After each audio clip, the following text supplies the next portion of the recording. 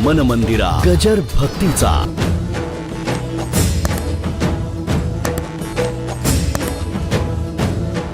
एका दुसऱ्याच्या महालात जाऊन आले नवरा बायको. आल्याबरोबर तिने आपलं घरच मोडायला सुरुवात केली. नवरा म्हणला, अगं येडी हळद,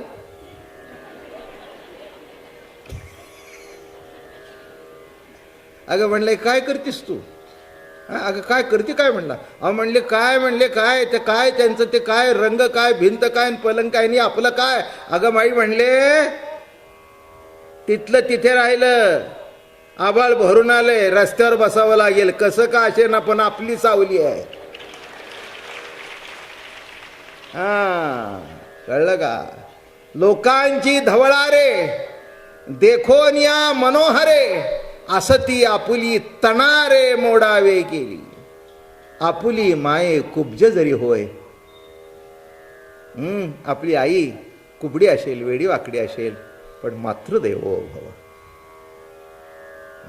दुसऱ्याची आई रूपाने सुंदर असेल, तुला काय करायचंय, तुला काय करायचंय. तुझी आई तुझ्या करता पवित्र. तसं लक्षात ठेवा, परमार्थ करत असताना सुद्धा एक जर उपासना सुरू केली तर एकच सुरू करावी, म्हणजे ती फलद्रूप होते.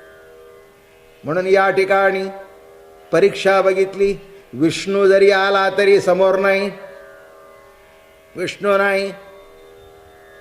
नाही, कृष्णच, कृष्ण रूपातच पाहिजे. आणि हे घडल्यानंतर जोडोन या हात सकळा अशी सुख द्यावे आला अशी, आम्ही वनवासी दुःखी होतो. नामा म्हणे कंठी धरियला प्राण, दाखवी चरण दयानिधी. सरोवर कमळे तैसे तुझे नेत्र, त्याहुनी विचित्र दिसताती. कृपाळू ऐके आगा ऋषिकेशी, तुझ्या दासी मोलावीण. कामरूप दैत्य मारितो आम्हासी, भक्तासी राक्षसी कीर्ती जगी. अरे प्रभू, तूच आमचं रक्षण कर. आम्ही सर्वस्व तुला अर्पण केलेलं आहे. आम्ही काय सांगितलं तुला लक्षात आलं ना. खरा तू आमचा पती आहेस. आमचा खरा पती कोण आहेस, तू आहेस. देहाच्या रूपाने जो वरला होता तो मागे पडला, आता तू आमचा पती आहेस. गोपिका व्याकुळ झाल्या. व्याकुळ होऊन तिथेच गोपी गीत गायलं, वेणुगीत गायलं भगवंताला. मोठ्या आवडीने गायलं. मोठं वेणुगीत आहे. शुकदेवानी वाजवून या वेणू पसरिले जाळे, आम्हासी न कळे कपटिया तू. दुखावनी सर्व टाके एलेवणी, गेलासी येथुनी पारध्या. धरोनिया धीर राहू एक क्षण, देऊ मग प्राण सकळासी. सकळांच्या हत्या येथे तुझवरी, नामा म्हणे हरी भेटे आता.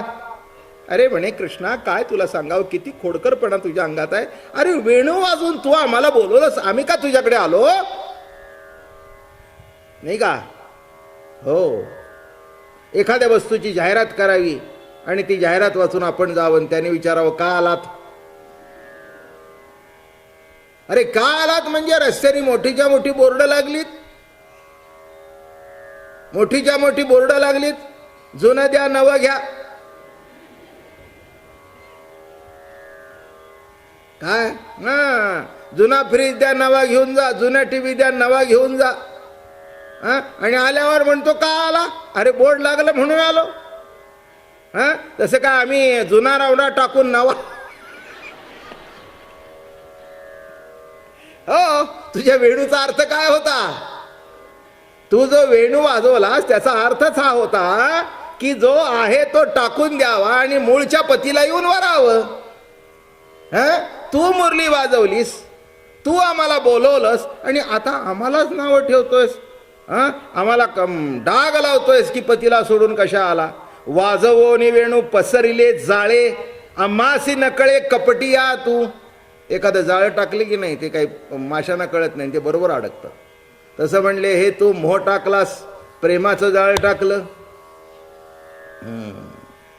उलट सांगू का, प्रेम जिथे आहे तिथे जाळं टाकतच नसतात. जिथे प्रेम नसतं तिथे जाळं टाकतं, आणि जिथे प्रेम नसतं तो मोह असतो. कळलं का तुम्हाला.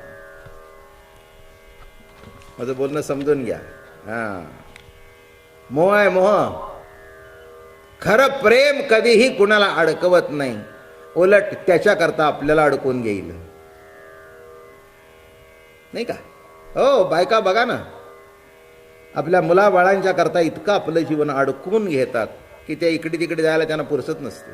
इतकं सगळं गुरफटलेले असतात तिथे त्या पोरांच्या बाळामध्ये सगळं. पण एवढं करून सुद्धा त्यांना किंमत नसते तुमची, हेही लक्षात ठेवा. काय हे जरी तुम्हाला कळलं तरी वळत नाही, त्याचंच नाव प्रेम आहे. माझं म्हणणं कळलं का? एवढं ऐकून सुद्धा कळत नाही, वळत नाही, त्याचंच नाव प्रेम आहे. त्याचंच नाव प्रेम आहे, हे लक्षात ठेवा. हे वैशिष्ट्य होतं. आम्हासी न कळे कपटिया तू, आम्हाला माहित नव्हतं की तू मोठा कपटी आहेस, असं कपट करशील, आम्हाला माहित नव्हतं. लक्षात ठेवा, जीवनामध्ये ही ईश्वरी सत्ता अशीच चालते. हा खेळ आहे त्याचा. एक सांगू, त्याचा असतो खेळ आणि सामान्याचा जातो जीव, आहे की नाही? तुम्ही होतो तू आट्यापाट्या खेळला की नाही? काय एक लक्षात ठेवा, हे जे चाललंय ना जीवनामध्ये, जन्म काय, मृत्यू काय, खरं काय, खोटं काय, चांगलं काय, वाईट काय, हा त्याचा खेळ आहे. पण त्याच्यात आम्ही मरतो हे तितकंच सत्य आहे. कॅन्सरवर रिसर्च होऊन केव्हा गुणकारी औषध लागेल ते माहिती नाही, पण आत्तापर्यंत हजारो कोले, काय ते सशे, घोडे कितीतरी मेले, लाखोनी गेले असतील, लाखोनी. आकडा कमी सांगितला मी.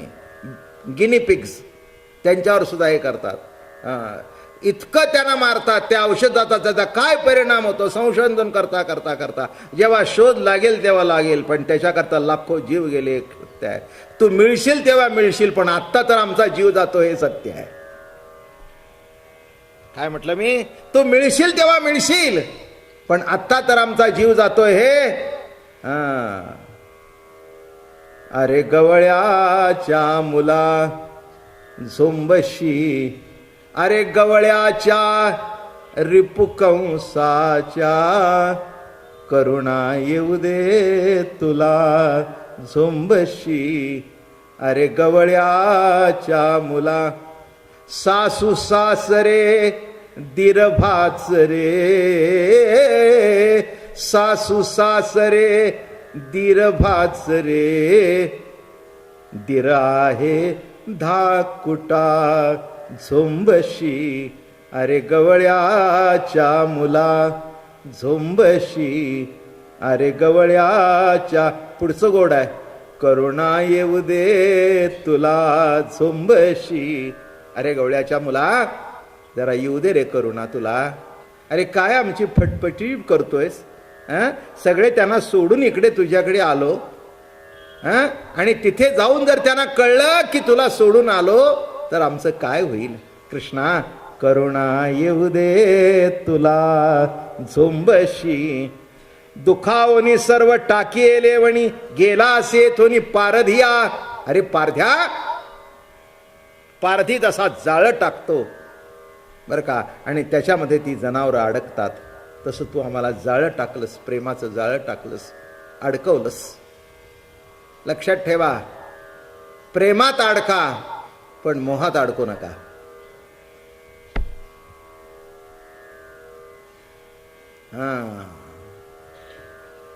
म्हणून म्हणतात ना, प्रेम करावं पण डोंट फॉल इन लव्ह. प्रेमात पडू नका. मराठी शब्द चांगला आहे नाही का? तुम्ही प्रेमात पडला की त्यांनी तुम्हाला पाडलं म्हणून समजावं. आजकाल तसं काही शिक्षणाला तोटा नाही. कुणाचा कसा छळ करावा, कुणाला कसा त्रास द्यावा, मुलींना कसं गोवावं, कसं काय करावं, याला काही तोटा नाही आहे. पण आपण कळायला पाहिजे की हे खरंच प्रेम आहे का केवळ शारीरिक आकर्षण आहे, नाही का? हे कळायला पाहिजे. मुली काय, मुलं काय भाळतात तेवढ्या पुरतं I love you and I will die without you. अरे डाय ना, डाय. तू हे म्हणलोस ना, त्याच्यातच तुझा डाय उतरला, म्हणजे रंग उतरला. त्याला म्हणा कमान गो डाय मर. काय अवघड आहे सगळं. अरे असं कोण कोणाकरता मरत नसतं. कुठेतरी तो लक्षात ठेवा, मी काय शब्द अप्रस्तुत बोलत नाही, त्या म्हणतायत तू जाळं टाकलेस, तेच सांगतोय मी. प्रेम जाळ्यातून बाहेर काढतं आणि मोह जाळं टाकतो, मोहात कच पशेले बघतो आणि फसवल्यानंतर म्हणतो माझा काही संबंध नाही. तुमच्या मुलीला अक्कल नव्हती का? मी तिला लाख सांगितलं असेल, तिने माझ्या मागे बसून का यावं? फुर्र.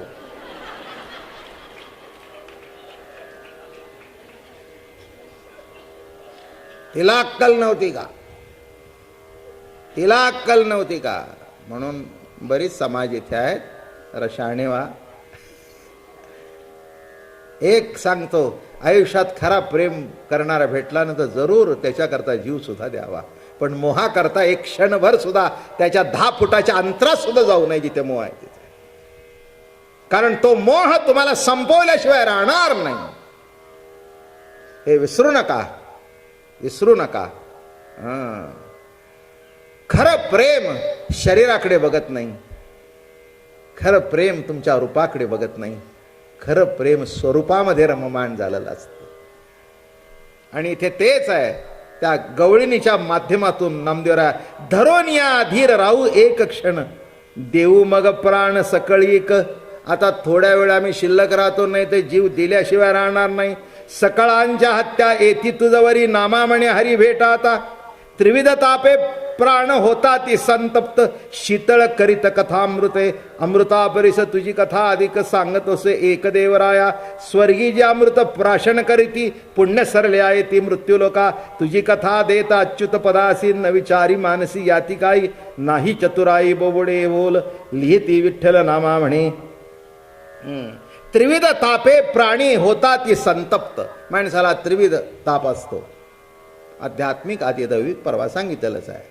ह्या 3 तापापैकी कुठेतरी मनुष्य, शारीरिक ताप हा भाग निराळा आहे, आध्यात्मिक आदी दौतिक आदी भौतिक या तापामध्ये मनुष्य अडकतो.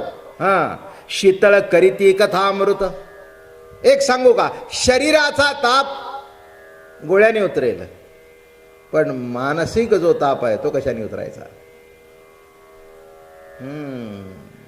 तो हरिभजनानेच उतरेल, नामस्मरणाने उतरेल.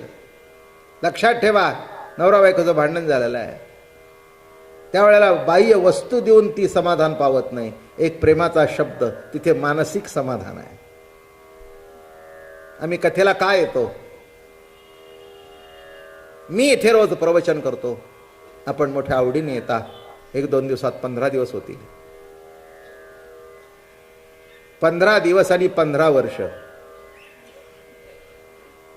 असा काळ, आणि असे 15 वर्ष सातत्याने ऐकलेली माणसं सुद्धा इथे जवळजवळ 50% वर असतील, की ज्यांनी माझी प्रवचन इतक्या का, तुम्ही काय येता, मी काय येतो.